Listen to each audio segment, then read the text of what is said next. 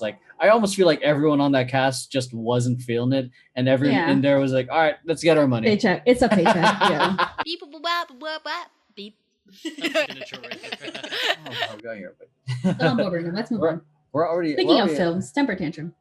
Oh yeah, this Friday. It's probably it'll by the time this podcast comes out, It's out it'll by now. already have passed. Temper Tantrum is coming out with its third dance film this Friday. It's a pretty good film. It Really good took me message. a while to get around to finishing it because I was traveling and my laptop just couldn't handle it. But I like the message of it. It's all surrounded about body positivity, and it was an interesting choice when I was talking to Brandon about it in terms of like Your how co-director. should we put it together, because we were debating like how to approach the whole body positivity kind of thing, because he presented to me two songs. This one that we did for the film, the current actual film. The other one was a little bit more of a sad to Uplifting. building up, uplifting, and I feel like people have done that so many times already. Yeah, I've seen that way too many times. So I feel like we might as well like do it with sass in a sense. I have seen something like that before, but not as much. So the sassy version. Like the sass, like sass. Yeah. There's a lot of like body positivity, like people out there that do kind of just do it with sass. They don't like like, do you know how much this hurts? Blah blah blah. Like it's just like fuck you. But Yeah, also like I mean obviously they know they will acknowledge and say it hurts, but like they're not gonna cry about it. But here's the thing: both formats are valid. Don't get it twisted. Both of them are valid. Both forms of clapping back or acknowledging it or reacting to it are super valid, because I have both reactions simultaneously all the fucking time. Somebody calls me fat, I get really sad on the inside, then I'm like, fuck you. Also, it was they're beautiful. So I also just didn't want to do what a lot of people were doing already. Yeah. So it was really more of an artistic choice. I think it's more Temper Tantrum speed in a sense. It's like But- personality wise, just sass and like in your face. I mean, like obviously, like with like the emotional stuff, you guys did great with the very first film that came out. But like I feel like you guys thrive more with this like bigness. Well, yeah, overly in your face, like stuff. that's one of the things I wanted us to one of the reasons I wanted us to be more like on the upbeat side of things is because these other two videos that were pitched to me are on definitely more the personal sad side. I'm like, we can't be the dance company that just produces a bunch of sad shit. and like half our branding on social media is we're happy, and then on YouTube we're dance. And here's the videos are thing, so like sad. you want to be like commercial ready or whatever. Like Friendly? you need friendly, like commercial friendly. Like you can't just be sad all the time. Like that you need to balance out. You need to balance out this like art housey type of stuff with the commercial stuff. Like you can't just have art films all the time. You got to have a Marvel movie here and there. Yeah, that's true. That's true. So I mean, that's why that what helped us take into consideration, like, had no one pitched their ideas to me before settling on the idea of what vibe we're gonna go with the body positivity video, I probably would have went. You would have gone sad for the route. sad. Yeah. But because I know the next two films we're going to be making are on the more serious end, and you can't tell them to change the vibe, then it's no longer personal. Yeah. So because it was their personal pitches that had a lot to do with how they are, who they are. So it's just like, you can't be like, oh, hey, make this thing that you're sad about upbeat. Like, no. Yeah, I'm pretty excited for it. It was I feel like it was definitely more challenging in the sense of the production end, because unlike Donut Life, which is our previous film, was like we had to just deal with how the lights were. It was like we couldn't change any of the lighting. But with this, it was like you had free reign, but at the same time, like there's so many moving parts. Like every time we had to change shots, we had to reset the lights. We had to make sure everything was obviously we had to reset the lights. Had to remove a whole bunch of stuff around because fixing it in nice space. It was a nice space, but it was also very small. So we had to always be moving stuff around. Like there's some shots that never made it in there. Like there's a part where we're behind the couch, so we had to move that closer to make sure that we can pan behind. And then we had to reset the lighting for that, and then Once that's done, move on to the next scene, reset the lighting. It's a lot of like moving and the talent just waiting while until we're ready to go. Yeah, it's Set life. typical set life, really. Like if you're the talent, you That's wait how around. set life It's a works, lot of, Gabby Hannah. like, well, what's with Gabby? Oh, you don't Hanna? know? No, I don't know. Want to talk about that? I don't know anything about it. So Okay, talk so to me. so essentially, like Gabby Hannah was like, she started like talking a lot more shit about a lot of people, but she was talking some shit about her experience at Escape the Night for season 4. Escape the Night, which is a YouTube original series by Joey Garisava and Daniel Preda. So it's like, kind of like whodunit kind of murder mystery kind of thing. Okay. But it's also like kind of like hybrid reality show. But it's not high concept, but it's a loaded concept. But it works. I only watched like a couple episodes with Brett Manrock in it. But anyway, she was complaining about, because first of all, I can kind of sympathize and be sensitive about this part where, she does have an eating disorder. She's come out with that before. She was claiming that there were no food options for her, like healthy food options for her. Because, she's like, well, if I just eat like one potato chip, I'll blow up to be 100 pounds or whatever. I mean, I get it. Like I've said that before. Like if I eat this piece of popcorn, I will blow up to be 1,500 pounds. I sympathize with that. I empathize with that. I totally get it. But she was saying that people just straight up refused to, cater to her dietary needs, and they weren't sensitive about it. But everybody got to eat what like their requests were met, blah blah blah. But their requests were made via a form that was given to all the cast members ahead of time. Yeah, weeks before production started, which this. I've gotten that, especially when I'm when I'm especially when you've been talent, or when I'm in the talent. Yeah, they always send that. Yeah, so that so they can properly stock like snacks or whatever, or like let craft services know that there's an allergy, or Yep. maybe not serve the shrimp, whatever. Why would craft service be serving shrimp? You're getting fucking mac and cheese. Right? Yeah. Anyway, but yes, but like at least that, like, so if like craft services can't offer an alternative, you personally, the production can. Like they can at least stock some fruit or whatever, like drink requests I would assume, or whatever. Yeah, like one you send the form. She didn't fill that shit out. Or she didn't fill that shit out. Like she filled it out day 1 of production. So guess what happened on day 1? She had no food. There's no. Yeah, I mean, there was food. There were actually healthy snacks there, but that wasn't good enough for Gabby. She wanted a blueberry blah blah blah salad from Whole Foods. That's all she wanted. And then like Daniel Preda, one of the producers, went to Whole Foods out of his own pocket, bought all this shit, and made her the salad. And she didn't even touch the salad. And then I'm just shortening everything here. There was a lot. And then she was also talking about like how her costume didn't fit. And she's like allergic to certain metals and she breaks out, which I also understand. Like if I wore costume jewelry like for way too long, and if I sweat on it, that shit will stain my skin. I will break out. I get it. Because like she had this like old Hollywood-y type costume. So there were stones and like some sort of like metal appliques everywhere or whatever. It was a really nice costume, but she was like, it didn't fit. It was really tight on my arms. I couldn't raise my arms. I felt very uncomfortable, very claustrophobic, which again, I can sympathize with. I can't wear anything too tighter than this anymore. Not because it's tight, but it could be like, the stretch could be good and like could stretch out and not be too tight. I just don't like it. So I get it, but she missed 2 fittings. And it wasn't because like there was a schedule issue, but like only because production schedule did not work for her. So she was like, there was an executive, or some like basically someone that was like in charge of like costumes and everything for one of the fittings that she missed. This 9-month pregnant woman drove to her studio in Porter Ranch to do the fitting there, and then Gabby's team was told ahead of time that she was coming. Guess who wasn't there? Gabby. Yeah. But yeah, that's set life. And she was complaining about like she'd be in hair and makeup. She'd be in the hair and makeup trailer for like hours, and they don't even need me for like, until like like I'd be done with hair and makeup at noon, and they won't need me up till like 5. Like what is this? It's just like set life. And it's just and then they wrap up filming at a certain time, and then call time for the following day is at least 8 hours after that, because that's labor longs. And she was like, well, that's not going to work for me.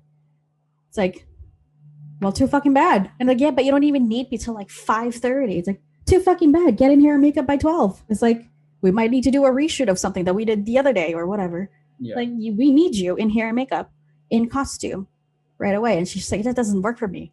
I guess that's one thing. I think one thing online creators aren't trained at all to do is Yeah. handle themselves in a public eye or in on many on sense. or like on a real set. Because like Yeah. she's used to just turning the camera on, talking, and then leaving. Well, I mean, because it's hard to speak from like. I mean, you've been on both ends. You've been I've been on both a talent ends, on a real set, and then you've been also production team on a real set, and then you also just done this creator thing where you just hello. Yeah, so I get all the different perspectives. I guess like just mine, it would all just be speculation because I don't know like the production side perspective or whatever she is like whatnot, but I can definitely see the frustration of and boredom of why am I here? Because I've been I been on get set it. where I wait for like 5 hours and I'm Mhm. fucking annoyed. When I was needed there for like fucking probably for like half an hour. So I get that part because it's both ends. It's like because like the other things you talked about like her not being there for when shooting for the fitting and all that stuff. That's more like that's definitely falls on her. That's the unprofessional side of that. But then there's also like. And I'm not trying to speak badly on the people who produced the show that she was on, but also like the pre-production and where like a lot of the planning really matters because then I guess it depends on what you're shooting because it's like but like maybe stuff could have gotten delayed like or whatever.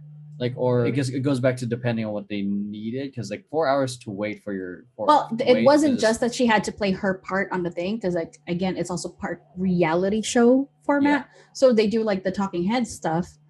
And she was saying that like they were like, well, nobody came to get me from interviews, and people are like, no, like the two producers and like every other person that was on the cast and also worked like in the production crew was like, no, we were coming to get you from hair and makeup, but you weren't done. And so we were like, all right, I guess we'll move you over. And then we come back, you're nowhere to be found, or like you took your fucking costume off, then you got to get back in there again. And then it's a lot of things that she was doing, and then all of a sudden it's like pretty late or whatever, and she's like, okay, we have you now, can you do these interviews? She's like, no.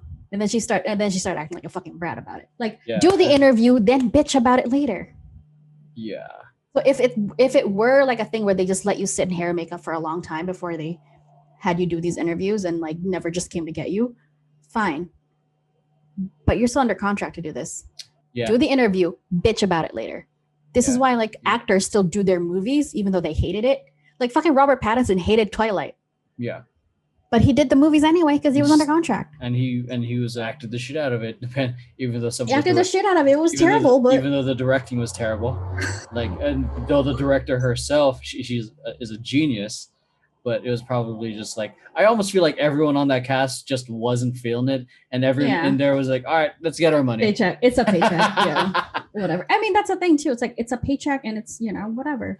Yeah, like I mean, it's hard to speak because I thankfully I haven't had to deal with a diva on any of my sets or me just witnessing.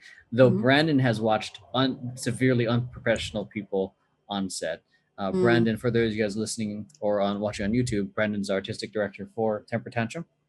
But he's seen people just like in his career as a professional dancer. And Brandon is a professional industry dancer. And I've done my set, obviously, we share being on set, as Max has said, on all the different perspectives, one would say.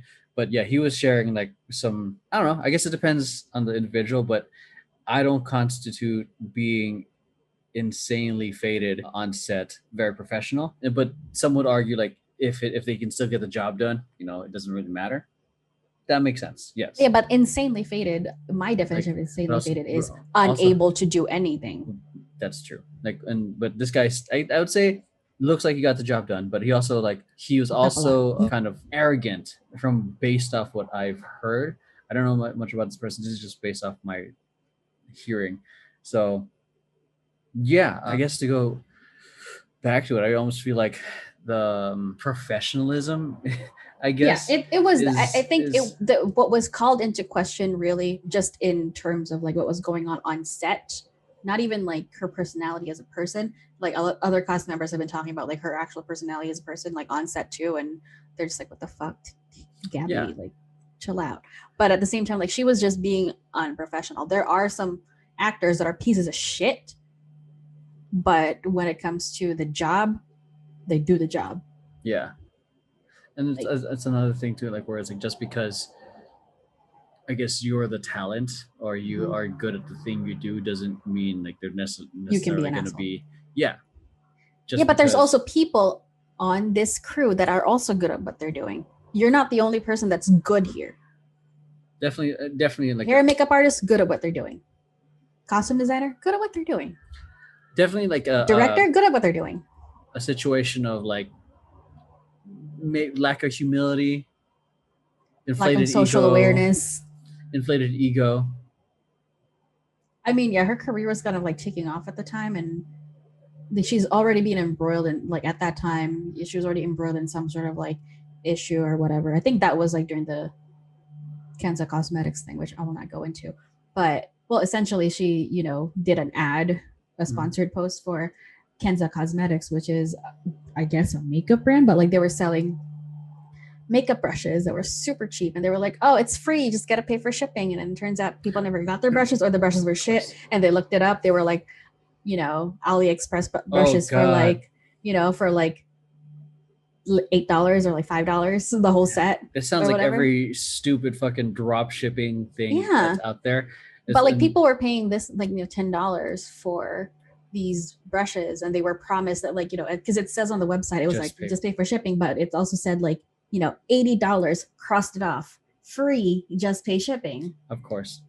Every Whatever. fucking scammy sales So page. people fell for that, and also like Tana Moja did as well. But like I think Tana did the thing where she just goes sorry, and then just kept uploading, and people kind of forgot about it. But Gabby Hanna was just like, she did a get ready with me, and she was like talking about it, she was addressing it, and then she was literally like applying her makeup. Well, maybe also you're getting something for free and like for like $10 technically. Maybe manage your expectations. But she literally sat there and said, these are luxury. Sounds like false advertising too. No, like false advertising. She was, And a she scam. essentially was Scott, like involved in a scam, and she would have just been like, I did not know. I am so sorry. I would have believed that. She would have been like, I got scammed too. I would have believed that. But no, she goes, maybe manage your expectations, and like puts the blame on like the people that were scammed out of their money. Yeah. Instead of taking responsibility or having any So yeah, I think that was during that time, but like people kind of forgot about it. So like the reception of her was still pretty okay. So that's why like YouTube approved her, because like it's a YouTube original series, and YouTube approved to have her on the cast, which was very the opposite of she was claiming that Joey Garifava and Daniel Preda were like, please, Gabby, please be on the cast. She claimed that people were begging her. Like, no, YouTube just thought you were safe to be on our cast. Oh yeah. But yeah, anyways, Yeah. let's hop on back into like the film, because Okay, I don't really know her. I don't give a shit about her own character flaw, because I'm just as flawed as everyone else. So yeah, the film is coming out this Friday. Just Yeah. watch it. Or if you're on YouTube or listening, it's already out. It's already Check it out. Give it a watch. There's Minimum. several other things we're producing as well. It's almost ready. I think, man, there's two that are really close to filming. I almost feel like we can probably film them in August and September. Oh my gosh, is this When gonna in be? September? I don't even know yet. When in September? Am I 20 going to be on set? The 21st night of September. Okay, I guess I'll be on set. I'm just kidding. I don't know. Would you want Bringing to? you coffee. Well, I'm trying to avoid any shooting when you're here. That's the thing. Like, I was being sarcastic. No, I don't want to be. it's like, do you want to be on set? I mean, if I have to be, but like, if you can avoid it, please. Yeah, I'm trying to avoid anything like that. I think I mentioned that too. Like, yeah, Max is gonna be here. I'm not gonna be. I don't want to do any kind of like. Well, you're still mentally gonna work, intensive but you're stuff. not gonna. Yeah. Yeah, because me being on set is Watch. kind of like Client meeting. There's gonna be at least one. Oh yeah, not in person as far as I know. Okay. but Oh, I'm that's still, right. I'm still gonna be doing all my. I'm gonna be doing all my online meetings Good. I'm clients. just gonna be in the bathroom taking a shit. But yeah, like it's me working here and doing client meetings is very different when I'm on set and I'm in director mode. It's like Oh yeah, I know. it's fun and also super. It's also like stressful. I would be the one bringing you coffee, but also hiding. Like I yeah, don't want part of it. You 'cause- guys get yelled at. I don't want to. because a huge part of it that makes it stressful is, and I'm pretty sure anyone who's had to produce something in a time crunch, you're hyper aware of the time, and you also become hyper aware of the stupid shit that's getting in the way. I can be sometimes on edge, and not sometimes. Yeah, I don't want to be the stupid shit that's in the way. So, like, I think I'm pretty good at like being laxed, and this is just me because I'm like this is my own subjective experience of it. But but when it's time to get shit done, I instantly get super like stern, like shut the fuck up. All right, that's film. I'll be outside like ordering Postmates for everybody. So yeah, oh, I'm like, what do gosh. you want? What do you want? What do you want? What do you want? Well, thankful. Well, I mean, yeah. Anyways, that's the film's coming out. Yeah. That's it. You just wanted to say the film's coming out. I mean, we're not going to spoil it, so watch it. We're not going to tell you everything. Yeah, I mean, It's a good message. Yeah. One other thing we filmed filmed recently was this past Sunday yeah. was our first time filming Temper Tantrum versus, which is essentially like a variety type show, reality type show, where it's essentially the dance company doing a whole bunch of Variety things. Yeah, not just dancing, but it's like doing whatever else. The first episode, it was us playing against a professional basketball player or a former professional basketball player. I was honestly scared to like actually have it filmed in the day of because like a lot of the times when we meet, it's time to dance, it's time to freestyle, it's time to shoot. This is different, out of our element, and and the call time was at fucking 8 in the morning. So I was imagining some cranky ass dancers. It was actually super freaking fun. Like yeah. probably like I mean, it's still basketball, which is a very fun sport. Yeah, but also like the experience of doing something different with the cast. Yeah. Or with them, like I mean, you played basketball on your own. Yeah. Or whatever, but like that's different. Yeah, it's different. Played with the cast Temper Tantrum. And then coming at an angle of just like, all right, we're gonna learn it. Now it's gonna do like 1 versus 1, and then we're gonna do 4 versus 1, and it was I think entertaining. I wanted us to be bad in every way because I think that's gonna be that was the point. The point. It's like Temper Tantrum versus this. It's like, are we gonna be good at it? Or listen, I thought Diego was gonna fucking kill it because of his height. Yo, he came out of nowhere like with that like some of these and drills. Those blocks, man. So like I was expecting him to at least to take it because he had the height. I saw him do some block like he did a nice little fake, like he was posting up Des, did a little fake here, boom, tried to do a hook shot, but he missed. So one thing I'm realizing that we should have done more when we were doing 4 versus 1 against Des, we should have done more pick and rolls. For some reason. Okay, so we were watching it. Yeah. So we were watching it together, and I was just like, somebody set up a pick. Yeah, like I didn't. Somebody please set up a pick. In the midst of that, Victoria, get your hands up.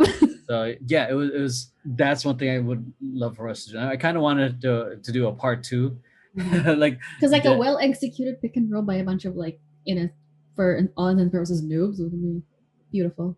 Yeah, because I feel like if I played point and then and Diego played. It's also a team building exercise. Yeah, it essentially was like we were really like all over the place because we got the idea, and half the time like when it's been forever since I played basketball, so I kept just trying to do a lot of isolation shit or like kick out, and it just wasn't like properly set because people weren't ready to catch or I did a shitty pass.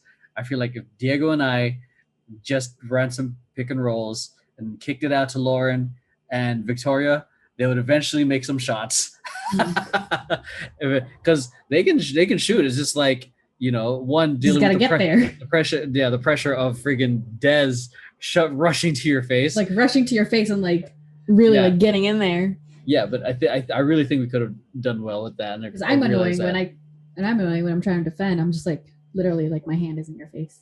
Yeah, especially when if you're trying to go for a shot, I'll be like, "You want to play 1-on-1 when you're here?" No. No. Yeah, it was nice just to play, and I think create a different type of content that's almost like meant for the YouTube space. And I don't know, Mhm. as far as I know, anyone who's watching this on YouTube, I don't know any dance company that's doing it. Again, it Mhm. goes back to the whole belief of like creating this ecosystem of content, of like just creating a lot of internet intellectual properties. Most dance company content that gets pushed to me by YouTube is literally just their videos, Dance videos, right? their dance videos, and their reaction videos. So yeah, so that, I mean, that I feel like, There's no, we do this thing that's not really dance. yeah, I'm really, it's going back to like selling the personalities, and that's what I want to do with Vision Paradox as well. But the hard part with Vision Paradox is like we're all remote and live in different parts of the world, so Mhm. we're stuck in Our thing Zoom. is game nights. And I mean, Podcasts. the closest thing we'll probably be able to do as VP is when you're here, and I'll probably hit up Joey and Nancy and Noelle and Noelle. whatnot. We're gonna, and B Rock. I want us to try to do laser tag, not laser tag. Ooh, laser tag, the zombie 3D game. Okay. Like I just want us to create a whole bunch of content. Oh, like I'll that. be the Just one like, that's like taking my VR headset off and going, hey. yeah, because I want to, because as much as I want us to do tutorial content, because that's what people want from a social media company, I think. Yeah. I also want the social media company to be also like, here, this is To the, use social media. Yeah, and then those of you guys listening, and like, there's a limit in terms of like clients. There's a goal I have in terms of revenue that I'd like for us to hit. And then as you know, throughout the years, I realized that there's like a cap. Like our growth is highly dependent on clients, and they're obviously they're paying us, but if they're gone, that's a setback. I would like for us to have other venues that produce revenue. Mhm. So which is why the YouTube is part of the plan and the course, but I'm also like trying to, this is like a puzzle that I'm trying to figure out. Like I feel like Temper Tantrum's like getting on that, because I feel like dance is such Saturated. not easy thing to kind of sell. Yeah. One, get the most popular songs and dance to it. Most popular Don't get artists blocked on YouTube. react to it, and then last week, yeah, there you go. Last week, Temper Tantrum finally hit its first 1,000 subscribers. So shouts out to us. Like the channel's officially monetized, so AdSense is going to be a thing. You see some ads unless you have YouTube Premium. And that's one thing that bugs me about YouTube. Just going off another tangent, is YouTube is now running ads on smaller creators who aren't even at 1,000 subs. It's just, which sucks, because now like these smaller creators are seeing ads on their stuff, but they're not getting shit from it. They're not getting shit from it. Which is, I don't know. If like my content is getting interrupted, and for what? Yeah, and it's not even helping this creator. Yeah. I think it's a shitty move. All right. Traveling. Oh God, you did a lot of that. Yeah, last month I felt like I was gone from my home for like 3 friggin' months, even though it was like literally, it was just a month. And one thing though is I'm glad I'm able to travel again, because after a year of just not seeing you, or just feeling like I'm stuck in the realm of, in LA, it's just nice to be able to, I guess, be quote unquote safe and just head out. It was nice to be able to see you hang out and just have some sort of freedom in a sense. Yeah. That like you're not chained to your desk.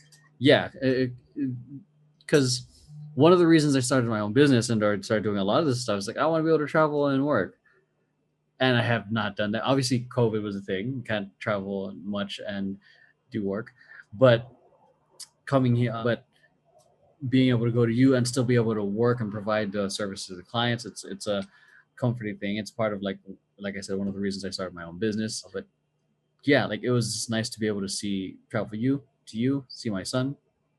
But I'm not gonna lie, it was nice to actually come back home, because my computer is a freaking beast. So being able to not have to, like, 3-minute render times versus a 2-hour render time is great. Yeah. Then 2, I have control of over my AC. You did it, the one down the shore. Well, so I did. That was your Airbnb. So the other one, the places I stayed at, everything was just like warm, and I run hot, so it's just like I just always woke up in the sweat. Humid here. Yeah. yeah. So being here, just like running my AC practically all day. Well, you're also lucky Yes. that like utilities is included in your rent. So Yeah, so thankfully utilities is included in my rent, so I don't have to worry about that. But yeah, what about you? You're gonna be coming here in a couple months. So how are you feeling? Since it's been like it's almost like been a year and a half since you've since come to I've LA. been there, yeah. Yeah. I mean, I'm like excited because like that's another vacation for me because like obviously in previous years pre-COVID, like I didn't have to take that many days off while you were here because like you had a system where you would just hang out at my job, wait for me to get out for like lunch, and we'd go to lunch, and then I come back, do the same thing. I get you a free gym membership for the time that you're here. That's what I loved, dude. And you work out and whatever. So I didn't have to take that many days off. Obviously, I took days off so I can actually spend entire days with you. But like, with me working from home, like I don't want to like work from home because again, like I don't have a laptop or anything. So I'm like also handcuffed to my desk to do my job. Yeah. And that like sucks on the front of, like working. Like, what are you going to do? Like, we're both just going to work and like do absolutely nothing. You're going to wait for me to finish work or I'm going to wait for you to finish working. It's like, I'm taking days off. We're doing things during the day. Yeah. But like there were days where, we didn't do everything all day. So you had some time to like get shit done while I just took a nap.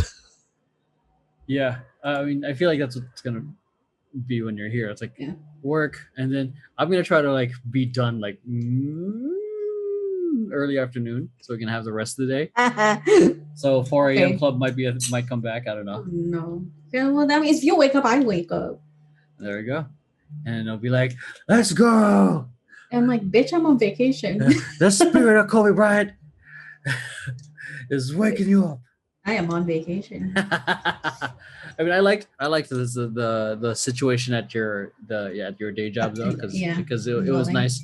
It was nice to be able to work and be next to you, but also have access to a gym because I'm very like aware that sitting all day is not going to be good for you, and it's gonna fuck up your back, all this other shit. And I'm also trying to take care of my health and whatnot. So just the fact that gym was in proximity, a dance room was in proximity, a basketball gym was in proximity. It was like, oh, my ideal dream home would have these things. Yeah, where in Texas? Yeah, in Wisconsin. Want to move to Texas? Oh shit, we could do it in Wisconsin. My mom has all that land. No, but like my ideal place would have. My old coworker, she moved to Texas and she was able to buy a house. Not just a house, she bought a plot of land and they're gonna build a house on it. Damn, dude. Yeah, that's and she's like, yeah, I would not have been able to do this.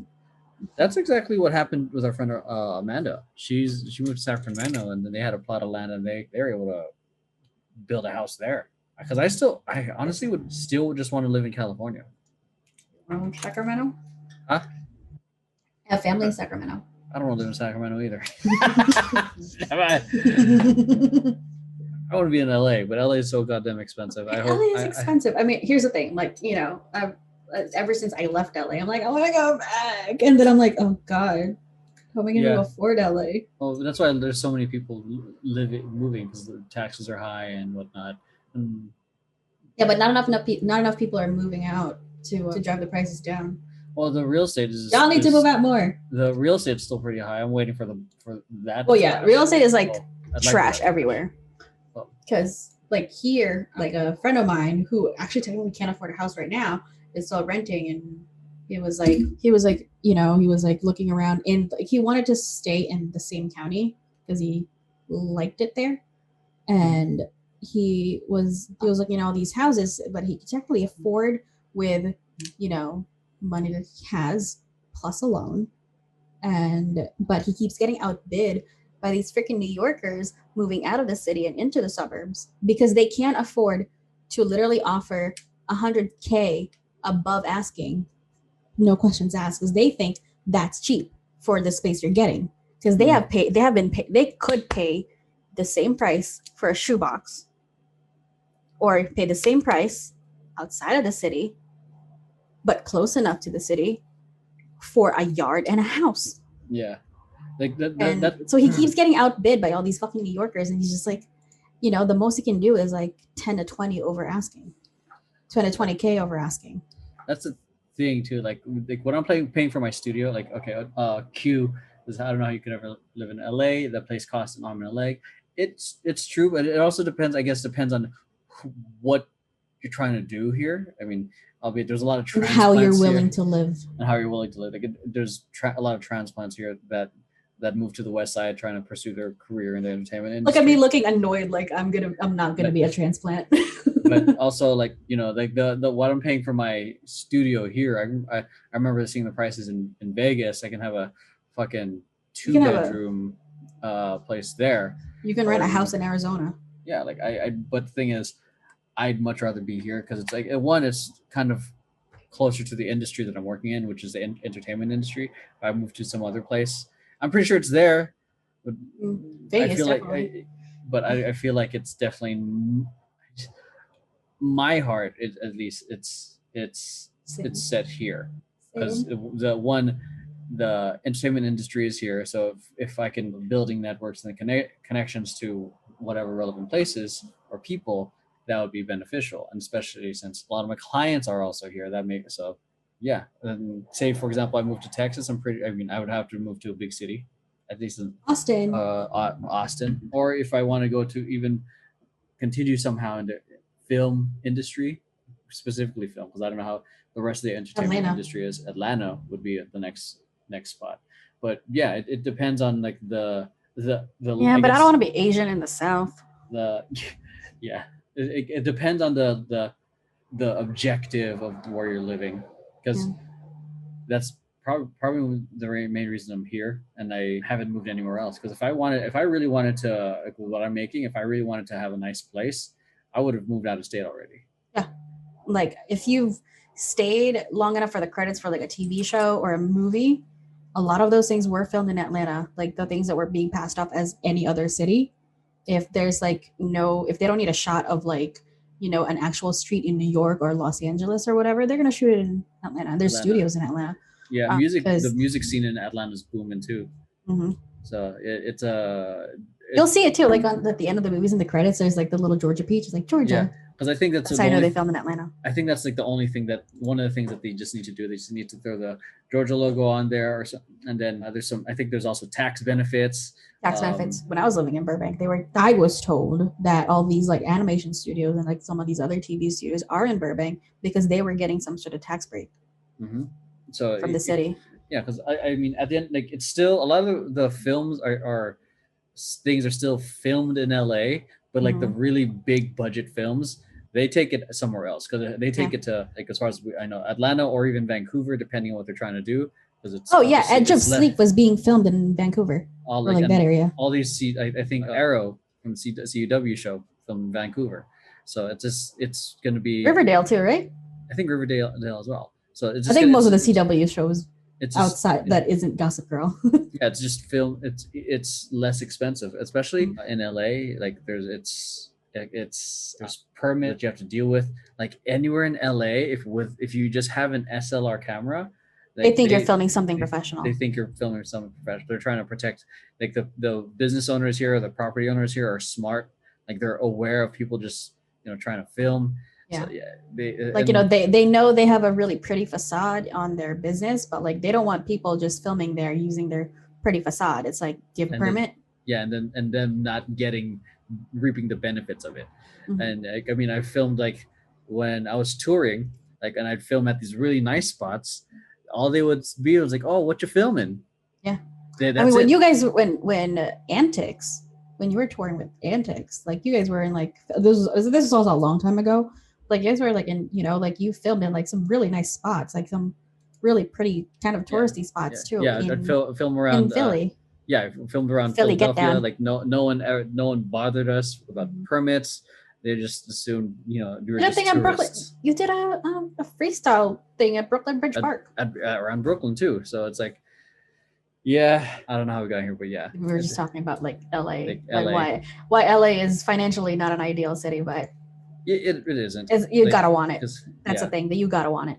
So that is it, everyone. I appreciate you guys watching. Q on Twitch, I appreciate you. I appreciate all the questions you threw at us, and I hope the things we shared was super helpful and your journey in becoming a filmmaker. And those of you guys listening and watching on Spotify or on YouTube or on Apple Podcasts and whatnot, if you guys like this, make sure you hit like, subscribe, leave us a review on Apple Podcasts if you guys like it. And yeah, if I almost feel like I should leave like a survey thing, like if a Q&A thing, a dedicated Q&A Q. thing, a Q hosted by Q, inspired by the great Q. We should start a Q&A. But okay, but We might lose an audience number. I know. With that, I appreciate you guys for watching, and if anything, have an amazing night, day, evening, week, month, rest of the year, decade, and life. We'll see you guys in the next episode of Awkward Tea Party. We'll see you guys in the next one. Take care. Bye. Bye. Beep, boop, boop, boop, boop, boop, beep. That's signature right there.